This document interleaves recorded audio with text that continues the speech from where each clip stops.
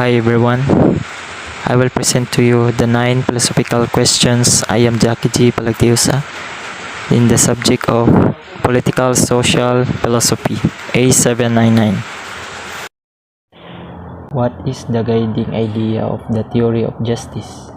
In the theory of justice to the guiding principle, since all people are basically equal, justification for fair distribution of collaboratively generated goods should.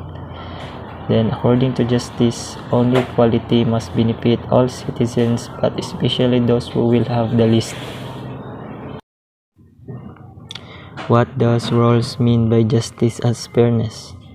Justice as fairness describes a society of free citizens holding equal basic rights and cooperating within an egalitarianism economic system. There are two main principles in liberty and equality, and the second is subdivided into fair opportunity and the difference of principle. What is the relation between the original position in Rawls and state of nature in traditional social contract theory? The original position in Rawls and state of nature in traditional designed to be a fair and a partial point of view is to be adopted in our reasoning about fundamental principle of justice. What is to happen after persons have chosen a conception of justice? When is social situation justice? An individual has the right and is entitled to get what is due to them. It is or her choice should reflect what he or she fights for. If a society is just, everyone should have access to fair and unrestricted justice regardless of wealth. What is Rawls' reason for not supporting utilitarianism as a basis for a theory of justice? The key argument for Rawls' position to utilitarianism as the foundation of theory of justice is that it may not properly remain safe individuals' fundamental rights and liberties if its effort to enhance overall social utility. Of what two main parts does justice as fairness consist?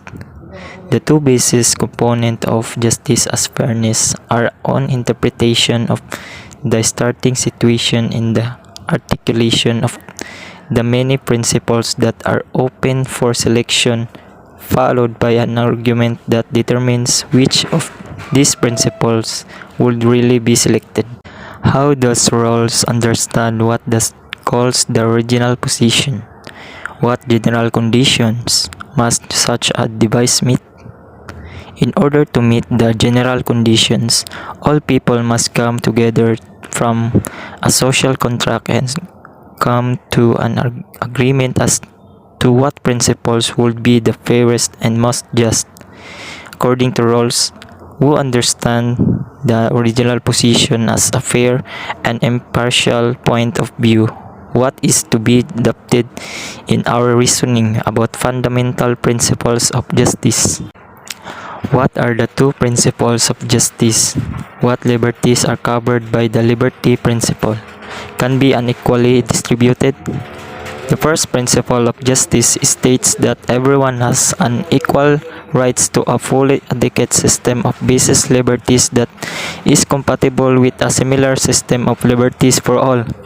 And the second states that social and economical inequalities should be set up so that the greatest benefits are given to those who have the fewest advantages and attached to a position and offices that are frequently available to all under fair conditions, unless an equally distribution of any or all of those values is to be of everyone's advantage, it can be divided evenly. To what does the second principle apply? Are inequalities permitted under the second principle? Those who are given assistance in making independent decisions. Any equality should only be tolerated if it benefits those with the least advantages in society. That's all. Thank you.